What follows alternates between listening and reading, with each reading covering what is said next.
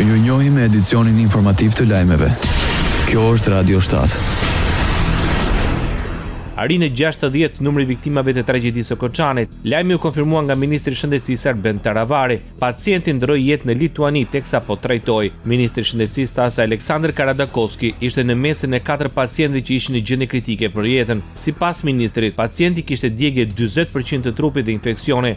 Ka pas plakë të trup mbi 40% të trupit të djegit, është dhe për të paratitur infekcionit. Këto e hapësira që shkaktojnë infekcionit. Praktikisht arsyeja ishte infeksioni, i cili pastaj bënte dëm edhe në primarje, prej 2 prillit është me oksigen 40%, po ja që fatkeqësisht sot pacienti ka mbajtur mungesë. 116 pacientë u dërguan për kurim jashtë vendit pas tragjedisë së ndodhur në Koçan me zjarrin e rënë në një diskotek nga përdorimi i mjeteve piroteknike. Qeveria e Republikës Maqedonisë së Veriut e vlerëson të përmbushur detyrimin për rritjen e pensioneve. Sipas njoftimit të Këshillit të Ministrave, rritja lineare me 5.000 denar për mbi 330.000 pensionistë nënkupton realizimin e premtimit të dhënë. Sipas qeverisë, me rritjen e 2 lineare prej 2.500 denar u përmbyll cikli i rritjes pensioneve për 5.000 denar. Në këtë kushte pensioni më i ulët në mars arriti në 18.000 denar, ndërsa pensioni mesatar është rreth 26.000 denar. Radio 7, zëri pozitiv i qytetit.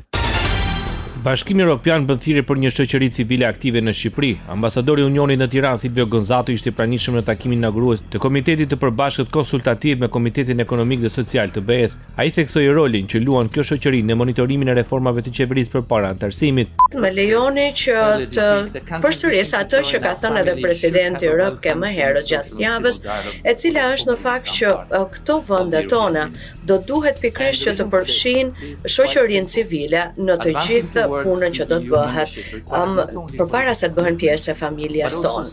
Gonzato i kujtoi shumicës se qeveria dhe kuvendi kanë marrë disa angazhime që kanë synim krimin një hapësire për qytetarët, duke përfshirë një klim tatimore më të favorshme dhe një kuadër më të favorshëm për ata që duan të punojnë si vullnetar. Zonja dhe zotrinj, shikojmë hapësirën rreth nesh që po të kurrat për shoqërinë civile, shikojmë demokraci që kërcënohen nga manipulimi i informacionit dhe që vlerat të tilla si diversiteti, barazia dhe gjithëpërfshirja janë vënë në pikpyetje. Në këtë kontekst, Bashkimi Evropian po dyfishon përpjekjet e saj që të promovojë një shoqëri civile të pavarur dhe aktive.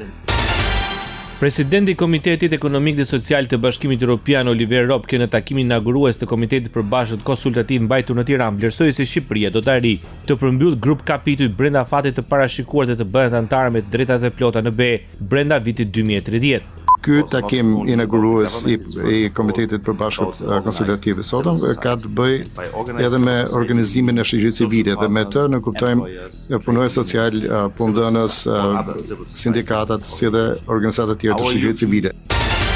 Kryeministri Edi Rama në takimin e Komitetit të Përbashkët Konsultativ me Komitetin Ekonomik dhe Social të BE-s kërkoi përqendrimin e vëmendjes dhe shfrytëzimin e momentit historik për antarësim. Kryeministri i Shqipërisë tha se vendi ka mundësi që brenda aktiv viti të hapë të gjithë grup kapitujt për negociata. Mali i Zi ka çelur negociatat që në 2012-ën, Serbia i ka çelur që në 2014-ën, Maqedonia e Veriut